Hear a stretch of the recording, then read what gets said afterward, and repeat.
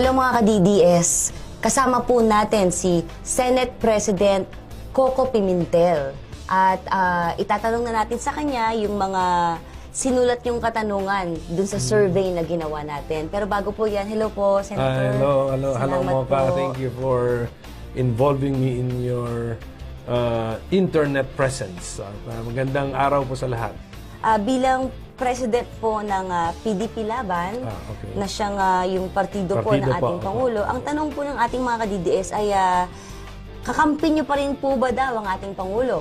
Siyempre, alam niyo po na nung pinapatakbo pa natin si then Mayor Duterte, ako po yung dumidepensa sa media, sa mass media, sa kanyang kandidatura. Tapos, nung hindi po siya tumakbo nung Oktubre, tayo rin po ang nagdepensa sa kanya. Bakit hindi siya tumakbo? And then, nung nag-decide na siya tumakbo, tayo rin po ang nagdepensa na bakit pwede pa siyang tumakbo. At during the campaign, tayo rin po ang nangampanya sa kanya, kasama na ating mga kapartido, dun sa kanyang mga programa de gobyerno. Specifically, kasi naging one issue yung ating pinukpok nung kampanya.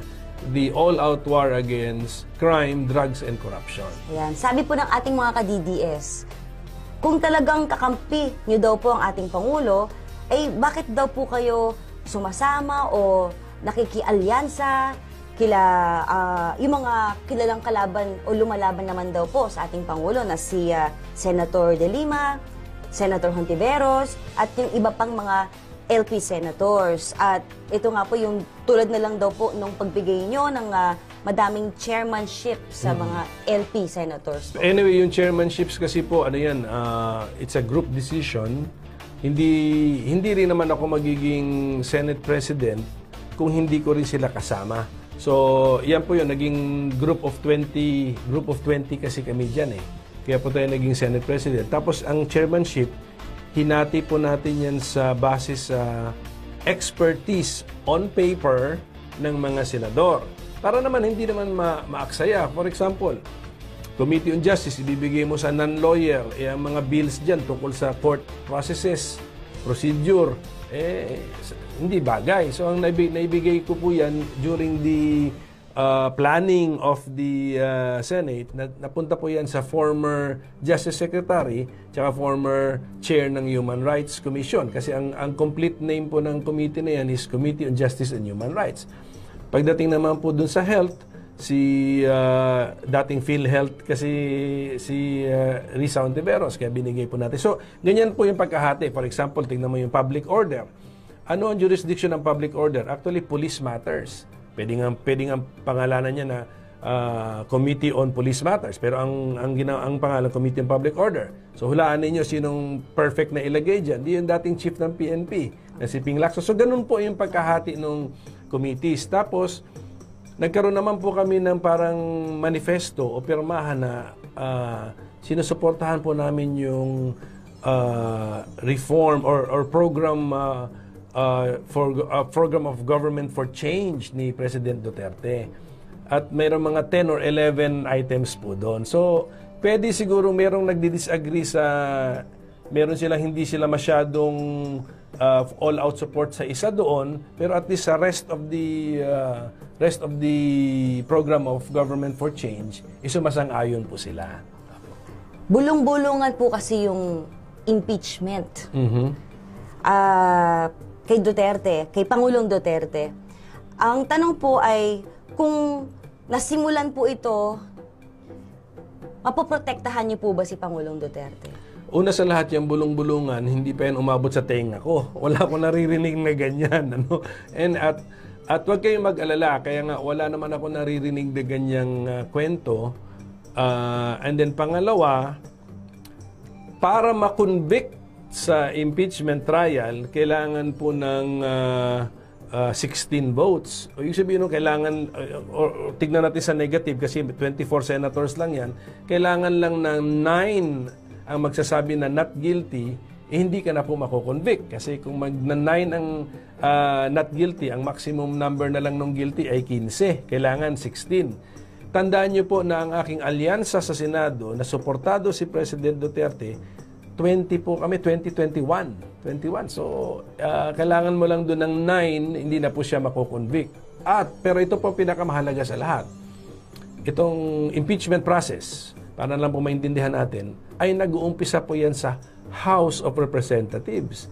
Ilan po ang kaalyado ni President Duterte sa House of Representatives? 260 yata 250 to 270 out of 300, more or less 300. So, napakalaki po, napakadami po ng kanyang alyado dyan na hindi na po makaka-first base ang ideya ng impeachment laban kay President Duterte. Pero, ang gusto ko lang sabihin mo, sa'yo at sa mga ka-DDS, sa mga supporters po ni President Duterte, yung usapin po na yan ay never ko pa po naririnig. So, I don't think na meron pong, siguro meron lang nakapagsalita na umabot sa inyo, pero seriously, yung seryosong usapan, sa tingin ko, hindi po seryoso yan. Halimbawa lang, sir, worst case scenario, halimbawa lang po na merong ganoon pong mangyayari.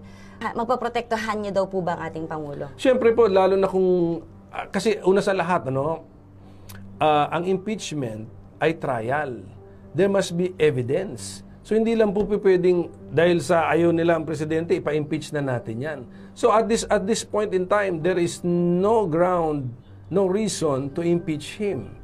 Therefore, ang masasabi ko, I can get more than 9 senators to acquit him. So, wag na po kayo mag-alala po dyan. Sa huling Senate hearing patungkol po dun sa EJK or extrajudicial killings, may video po na nag-circulate sa internet. Ito nga po yung interview nung testigo po ni Senator De Lima.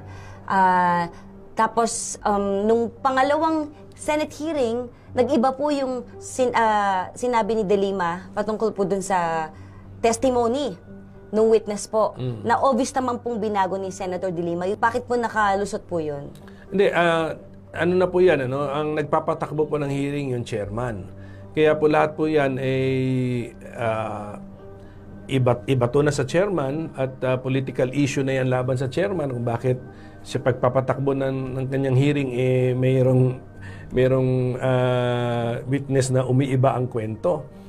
Actually, napuna ko na rin nga yan kay sa chairman si Senator De Lima na may witness nga doon na ang kanyang reklamong extrajudicial killing or isang insidente na pagpatay nangyari even before the term of President Duterte. So, yung kalidad po ng witnesses ay kontrolado na po yan ng chairman. So, pananagutin na po yan ng chairman. So, let the netizens, let the people point this out para po makita po ng chairman na yung kanyang kakulangan.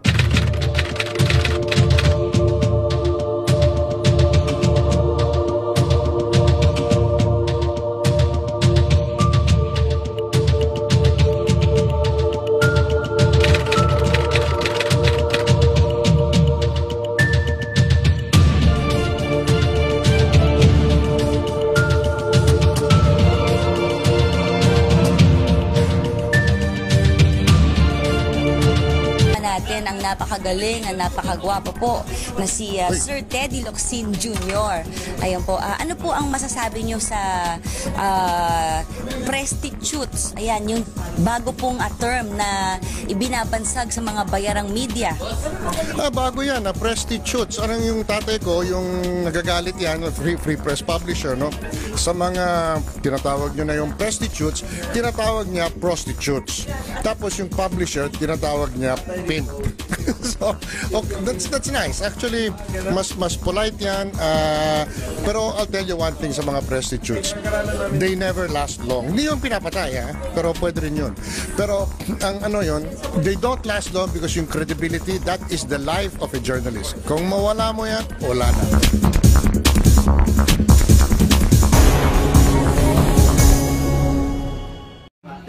It's my number one wish. I hope the president put an end to this whole madness soon. Not only for my sake, especially for his sake, and most especially for the sake of the country. Okay? Ang pangalawa, ang pangalawang wish ko, medyo personal, sana bigyan ako ngayon ng love life. Ayaw ko na sana magkaroon ng love life. Although one thing is sure, I don't have any intention to remarry after the annulment.